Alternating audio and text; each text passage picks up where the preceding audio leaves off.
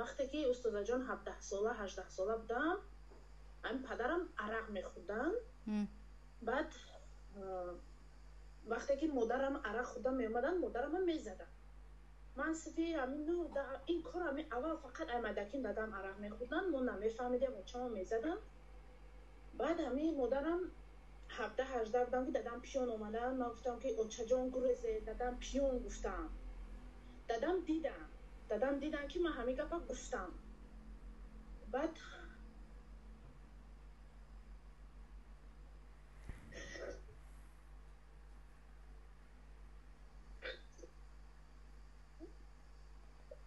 دادم شو اومدن استاد جان، بعد من همه یک تا زدن و گفتم که اینا دعای من بعد خدا سیاه پیچه بمبری، گفتم تو پشتی مادرت هم میگیری. گفتم من اونجا استاد جان 12 سال قریب میشم همین عذاب تا دلم هست. نمیدونم خواهرم دینا امون دادا خودم گپ زده، گفته که مقصد از دعای پدر مادر ترسید. من خواهر جان، خواهر زکیه، از دعای پدر و مادر ترسید وقتی شما ظالم هستید بالای پدر و مادر، اما نه اینکه مظلومید. پدری که خودش عرق میخورد او چی هست و دعایش چی هست؟ یعنی آدمی عرق خور، آدمی که در دهانش حرام هست. شما هم به خاطری به مادرتون ضرر نرسیدن گفتید ولی دعای یگان ضرر ندارد.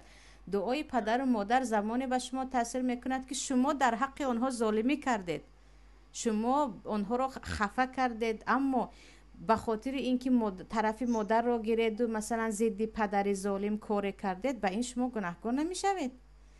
و دعای پدر هم در اینجا اجابت نیست، یا دعای حتی مادر هم. مادرهایی هستند که مثلا خواهران نگاه کنید و پسر میگویند من با عروست مشکلی دارم طلاقش رو ده، یا که دعای بدت میکنم، در حالی که خودش ظالم است. یعنی در اکثریت حالت ها میبینید که آره عروس هم مشکلی شاید دارد، اما مشکلی کلان در همون خشتامن است، باز میگه دعای بدت میدیم، بعد میترساند. یا پدر نگاه کنید، خواهر پدر شما میگه عرق نوشیده بود و شما هم به خاطر حمایت از مادر انشالله و دعا اجابت هم نیست و این رو پروا هم نکنید. زمان از دعای بد بترسید که شما ظالم هستید و کی ما ظالم هستیم این رو درک میکنیم. خواهران، انسان کی ظالم از خودش خواه و ناخواه وقتی عقل دارد درک کرده میتواند که او در این وقت خطا کرد، خطا از او بود. اما وقتی که تو خطا نداری، تو دیده ساده که باز بالای سر مادرت مشکلی می آید و تو طرف مادر رو گرفتی و حتی برای دفاع از مادر اگر پدر رو مثلا با دستتون یک طرف کردید یا حتی صدا کردید یک کم که به مادرم دست نرسون، در اینجا شما گناهکار نیستید، در اینجا یگان خیلی گناهگار نیستید. و دعای بعد زمان اجابت می شود که او چی باشد؟ او حق داشته باشد. و برعکس وقتی که او دعای بد کرد و شما به آن دعای بد لایق نیستید، به کنندهش برمیگردد. برای اینکه اصلا پدرتون از دنیا گذشته اند، خیلی نیست، زنده هستند.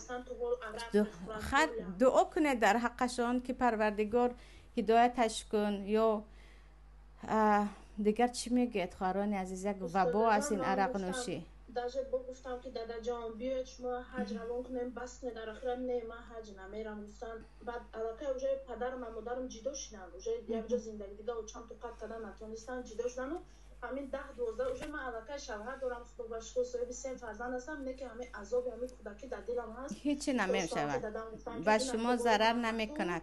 خواهر زکیه، شما دعای بد یک آدمی که ظالم بود یقین بدانید که هیچ کس رو نمیگیرد.